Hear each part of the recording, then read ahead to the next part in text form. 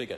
Call the Honourable Phil Heatley. E nā waka, e nā mana, e nā reo, tēnā koutou katoa. Can I acknowledge South Island iwi and Coromandel Hauraki iwi involved in the process of bringing this legislation to the House? The previous government did an awful lot of work with them, looking for a unique solution to address a settlement that needed to happen in regard to aquaculture space out there, which had been claimed by the mainstream marine farmers in this country for a number of decades. The previous government did a lot of work. Our government team carried on that work but could not have done it without the cooperation and smart thinking of South Island and Coromandel Hauraki iwi, so I acknowledge them. In fact, can I say that it was somewhat a highlight in my career as Minister of Fisheries to be at Te Papa for that signing ceremony with the Prime Minister, where we all gathered and celebrated what was a unique settlement, a settlement which meant cooperation, a settlement which meant finding a unique solution.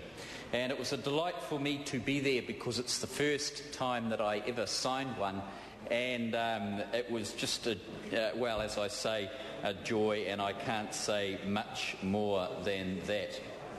The reason that it was necessary to come up with this legislation, and with it, of course, a financial settlement of 97 million plus some, a whole lot, was because originally when the aquaculture reforms under the previous government were passed in late 2004 for the beginning of the 2005 year, it was decided that Maori would receive two things. One is 20% of historical space, that is 20% of space already farmed for aquaculture prior to 1992, and 20% of all future space that would come on stream. And the 20% was chosen presumably to reflect the 1992 fisheries settlement that was passed, where 20% of quota would go into Maori hands when fish stocks were brought into the QMS. The difficulty was that that space, the 20% of space pre-1992, was to be gained by getting future space farmed in this country, or by purchasing 20% or sums of space that were currently being farmed or are contemporarily being farmed. And unfortunately, no new space has come on stream since that time, since that legislation was passed, and because no new space had come on, there was no ability to uplift some of it and pass it to Maori as part of the settlement. There was an option to hand over a cash equivalent. However, this could not occur before 2011-12 under the 2004 settlement legislation.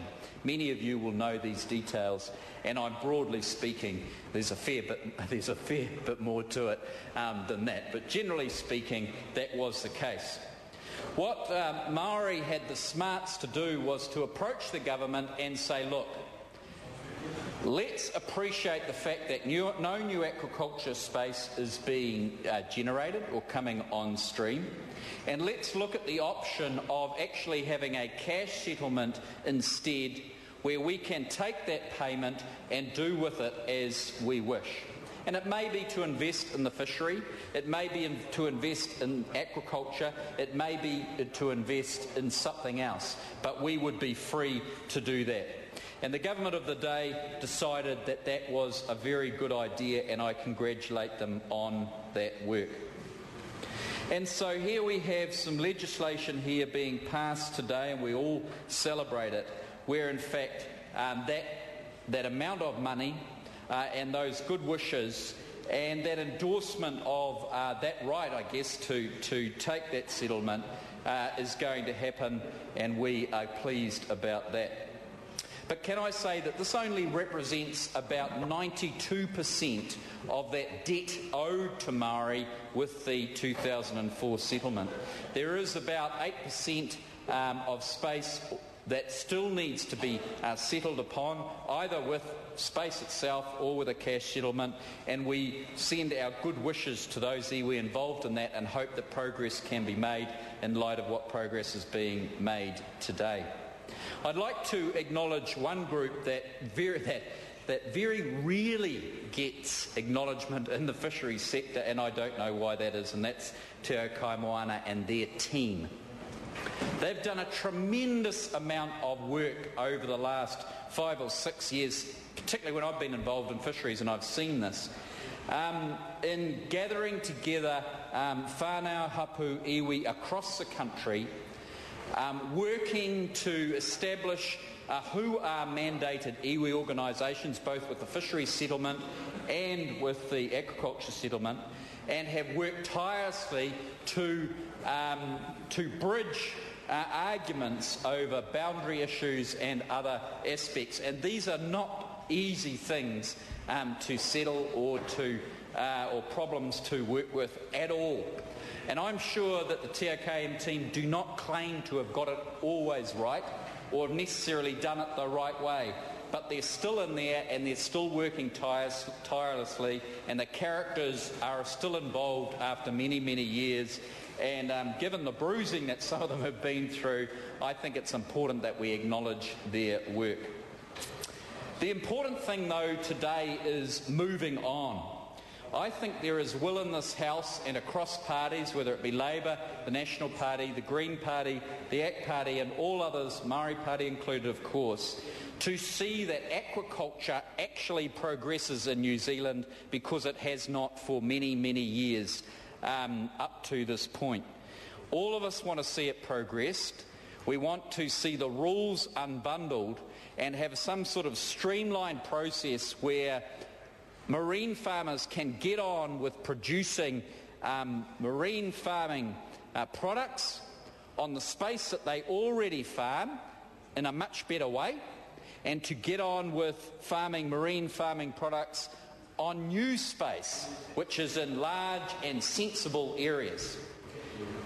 And we want them to continue to do that, respecting those who are concerned about the environment, respecting the rights of those who currently recreationally, commercially or customarily fish, respecting other New Zealanders' right to use the water. But we want to set marine farmers free to better farm the space they've already got and to farm new space as well. And so I congratulate those who put the final touches on this legislation and thank them.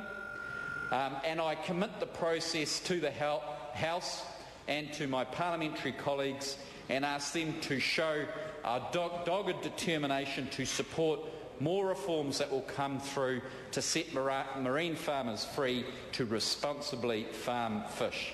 Nā reira, tēnā koutou katoa.